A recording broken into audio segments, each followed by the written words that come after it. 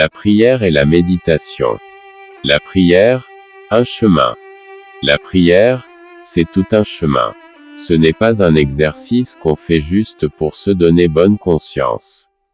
C'est une école. Et comme toute école, il y a des étapes, des apprentissages, des passages. Notre manière de prier reflète toujours notre état intérieur. Quand l'âme est solide, enracinée, la prière devient stable. Mais quand l'âme est agitée, la prière est plus fragile. Il faut apprendre à se connaître, à se suivre soi-même, à lire ce qui se passe en nous. Beaucoup de gens négligent ça, ils prient sans se rendre compte de ce qu'ils vivent vraiment. Pourtant, la prière doit être conforme à l'état spirituel dans lequel on se trouve. Elle doit être vraie. Il ne faut pas imiter le prêtre ou quelqu'un d'autre, ni copier une technique. Chacun a son propre chemin, son propre rythme, sa manière de prier. La prière, c'est personnel, c'est une relation vivante. La prière de l'Église est la prière du cœur. Il y a la prière officielle de l'Église, la messe, la liturgie, les offices, les sacrements. C'est la prière communautaire, universelle, réglée, commune à tous les fidèles. Elle unit tout le peuple de Dieu dans un même rite, un même souffle. Mais il y a aussi la prière personnelle, celle qu'on vit dans le secret, dans la solitude, dans le silence. C'est ce que la Bible appelle la tente de la rencontre. Moïse allait dans cette tente, à l'écart du camp, pour parler seul avec Dieu.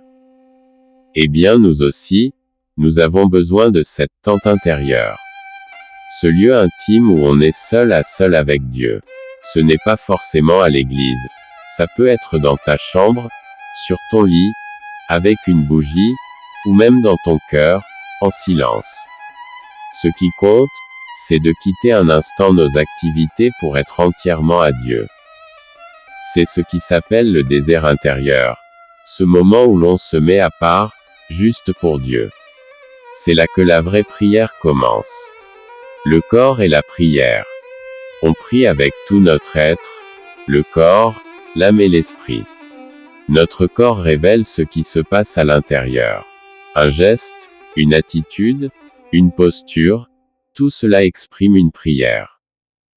Même quand nos émotions sont confuses, quand on est fatigué, triste, en colère, ou plein d'angoisse, le corps peut encore prier.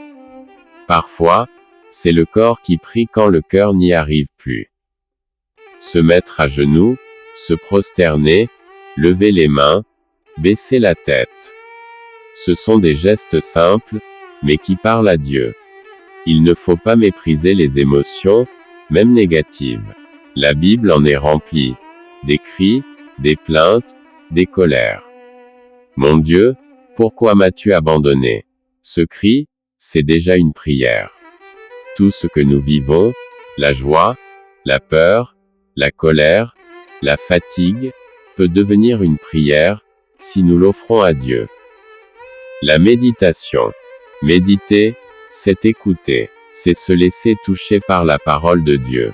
Parfois, en lisant la Bible, une phrase nous frappe, nous éclaire.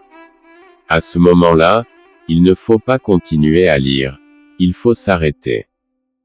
Dieu veut nous parler à travers cette phrase.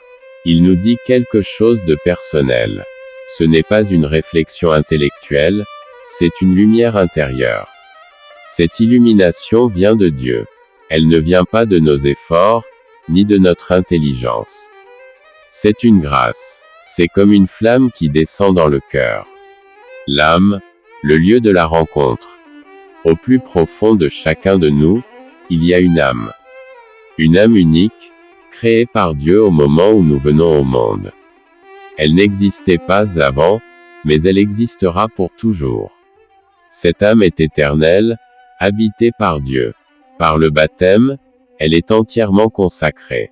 Elle devient comme un tabernacle intérieur. Mais pour rejoindre ce lieu intérieur, il faut traverser beaucoup de couches, le corps, les émotions, la pensée.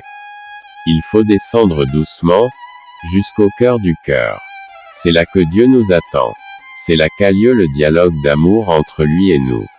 Le chemin spirituel. La prière est un chemin qui passe par plusieurs étapes. 1. Les débuts. Dieu nous comble de grâces sensibles. On sent sa présence, on est dans la joie, dans la ferveur. C'est comme une lune de miel spirituelle. C'est la période du débutant, pleine de douceur. 2. Le désert, puis vient le temps de la sécheresse. Dieu se tait, la prière devient difficile. C'est une épreuve. On croit parfois que Dieu nous a abandonnés, mais non, il veut simplement purifier notre amour, qu'on l'aime pour lui-même et non pour ses dons. 3. L'union. Après cette nuit, vient la paix. L'âme entre dans la présence de Dieu sans effort. C'est l'amour simple, silencieux, profond. Les grâces de la contemplation. Parfois, dans la prière, on sent une paix si grande que le temps s'arrête.